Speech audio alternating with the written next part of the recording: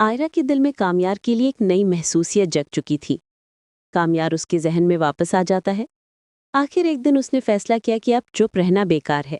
वो सीधा कामयार के ऑफिस पहुंच गई। कामयार फाइलें देख रहा था, मगर जैसे ही उसने आयरा को अंदर आते देखा उसका चेहरा बदल गया।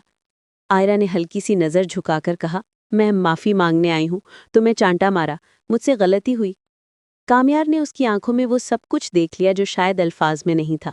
तुम आई, बस यही काफी है, उसने जवाब दिया।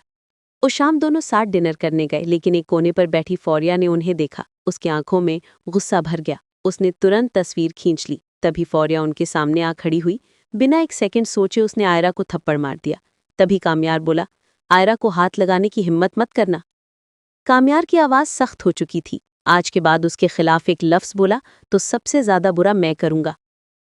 फारिया के पैर थर थर आ गए, लेकिन बदला लेने की आग कम नहीं हुई।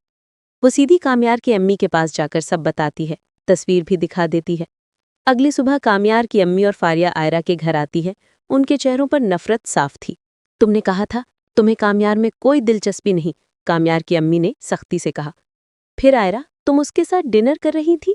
आयरा चुप रही, घर की इज्जत और अपनी तकदीर के बीच फंसी हुई। फारिया ने बात और गंदी कर दी। सीधा बताओ, कितने पैसे लोगी कामयार को छोड़ने के लिए?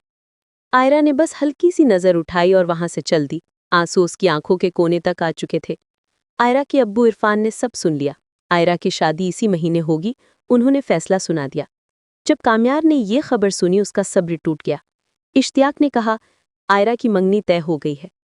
कामयार ने बिना वक्त जाया किए मौलवी साहब को लिया और आयरा के घर पहुंच गया।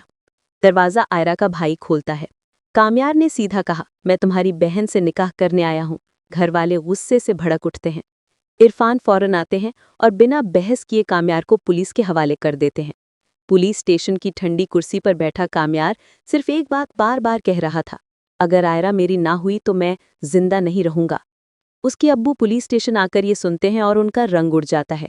उसकी दादी ने बेचैनी से उसका हाथ पकड़ लिया। हम जाएंगे, रिश्ता लेकर जाएंगे, उन्होंने कहा।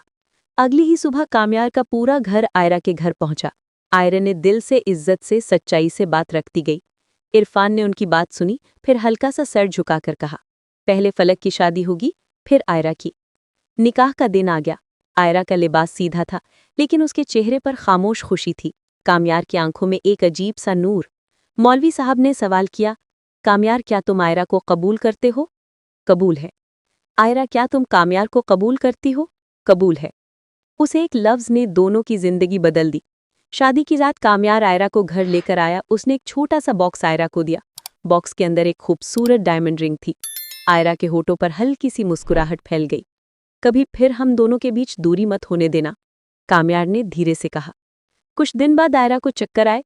कामयार उसे तुरंत अस्पताल ले गया। रिपोर्ट्स देखकर डॉक्टर ने कहा, आयरा प्रेग्नेंट है। कामयार की आंखों में खुशी की चमक आ गई। उसने आयरा का हाथ माथे से लगाया। तुम दोनों मेरी दुनिया हो। वक्त गुजरता गया। कामयार ने अपने बिजनेस को ऊपर उठाया, घर को सुकून दिया।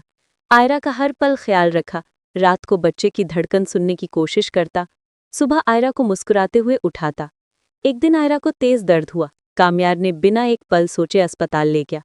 कुछ घंटों के इंतजार के बाद डॉक्टर मुस्कुराकर बाहर आए। मुबारक हो, बेटा हुआ है।